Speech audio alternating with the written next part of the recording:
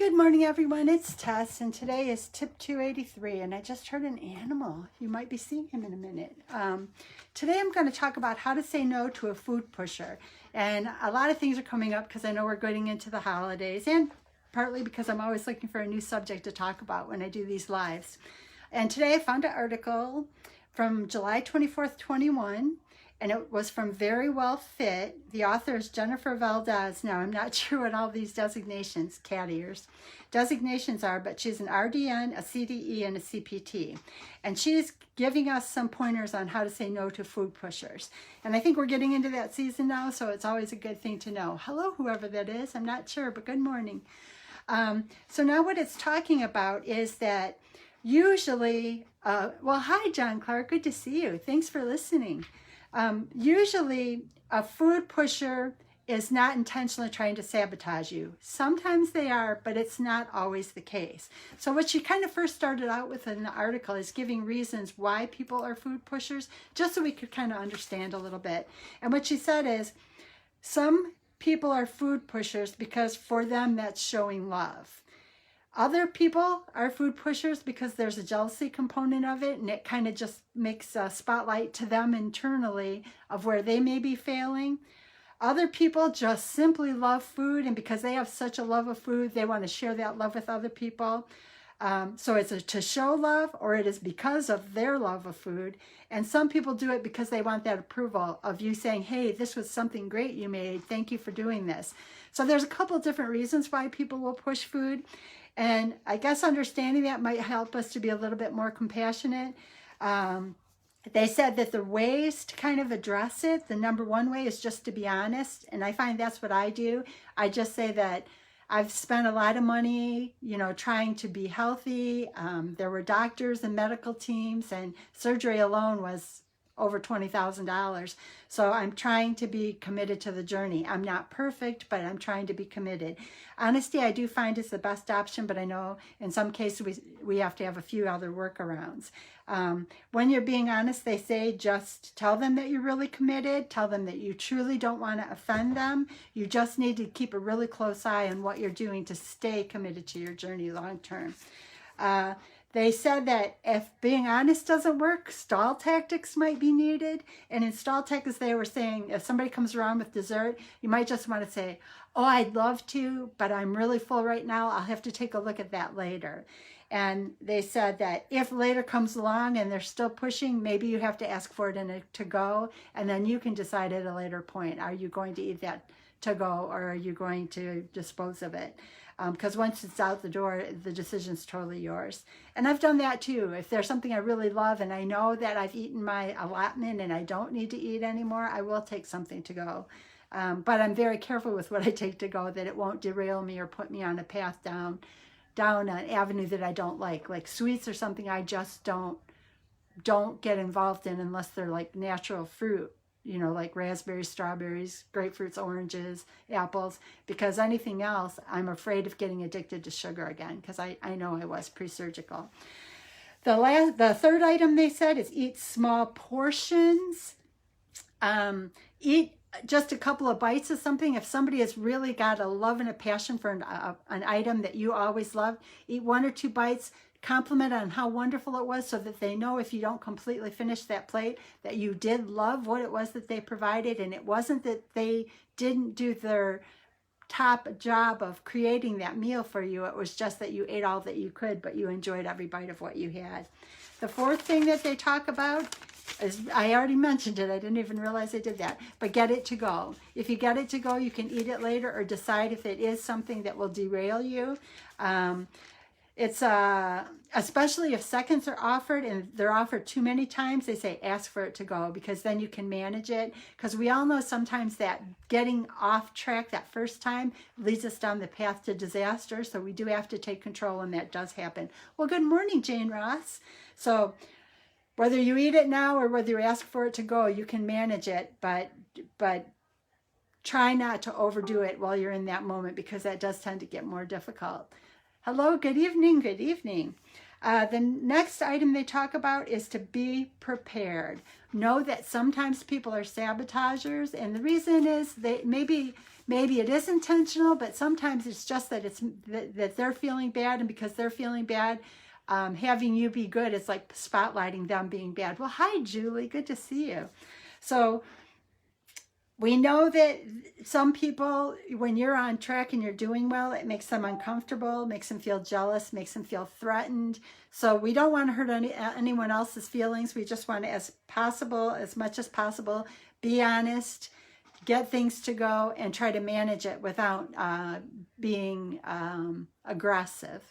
And that's kind of the next thing they said. Be assertive, but not aggressive, because it is kind of a new way for people, and it does kind of highlight, at least I remember in the days when I wasn't on my program, it highlighted to me that I wasn't on my program, and that made me feel bad. So if we can handle it in a way that we don't make others feel bad, then that works well. I did like the idea of, if you take a bite or two of something, make sure you compliment the person that created it, because they put a lot of time creating something and they want you to enjoy it. So appreciating it and then not finishing it, at least then they'll know that it wasn't because it wasn't a wonderful plate. It was just that you didn't have the capacity for it anymore. They also kind of recommended some other things to think about, and I've been actually doing this because this kind of relates to Christmas gifts too.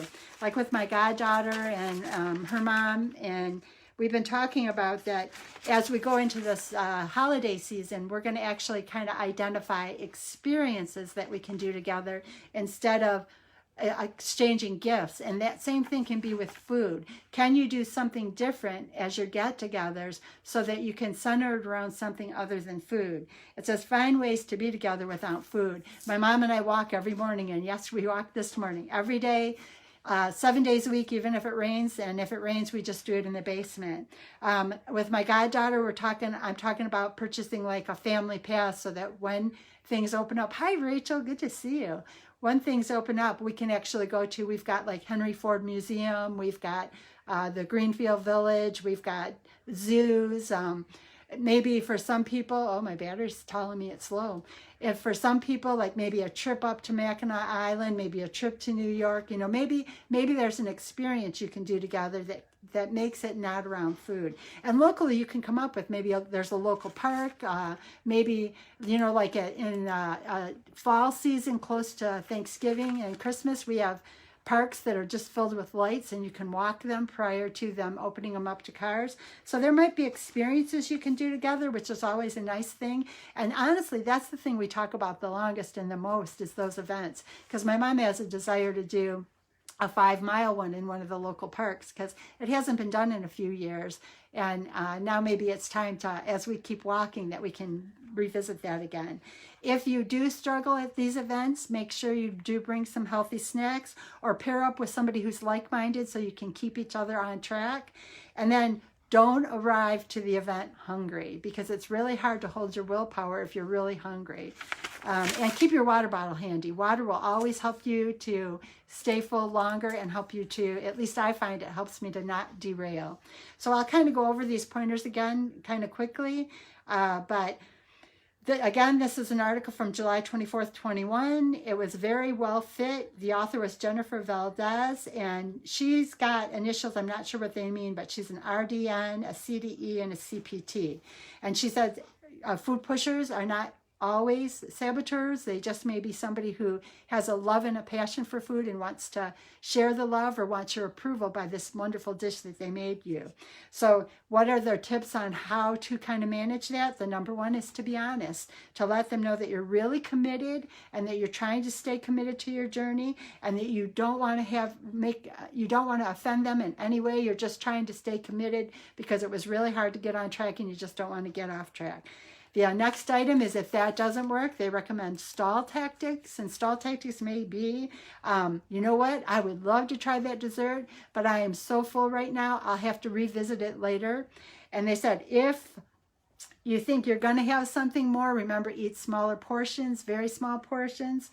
And then they said, if you eat a smaller portion, after a couple of bites, make sure you compliment the chef so they know that you truly enjoyed the thing they put together for you. Well, hello, whoever that is.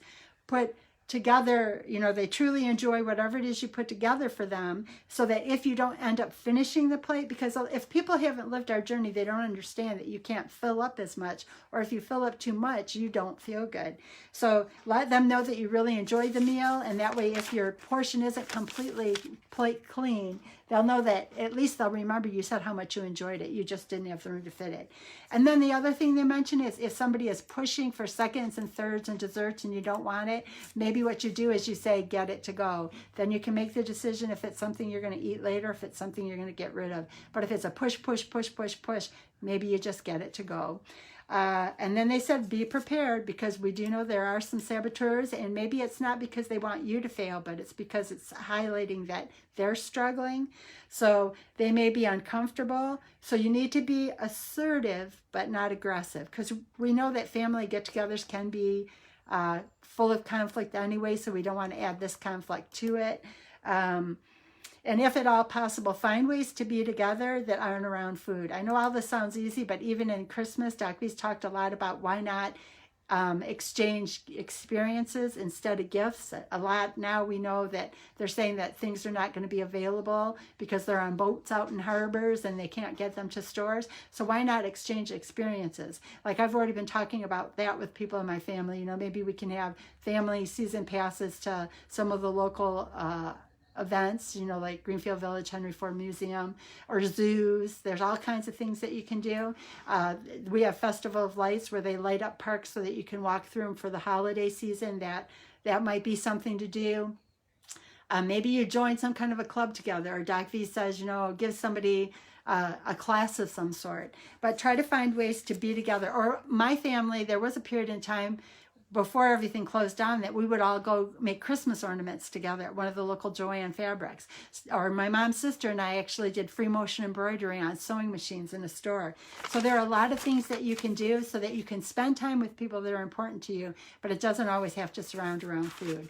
So remember, just try to support and tell the person that made you the food how wonderful it was, so that they know that it wasn't a bad food, is why you didn't finish it. Take things to go and really, truly enjoy the time with people, and try to shift the focus from food to the experience. I hope you guys have a beautiful day. Thank you for listening. I'll post soon that I'm going to go live in Doc V's group probably tomorrow night. So have a beautiful, beautiful day, and thank you so much for being here. I appreciate you all so much. Bye-bye.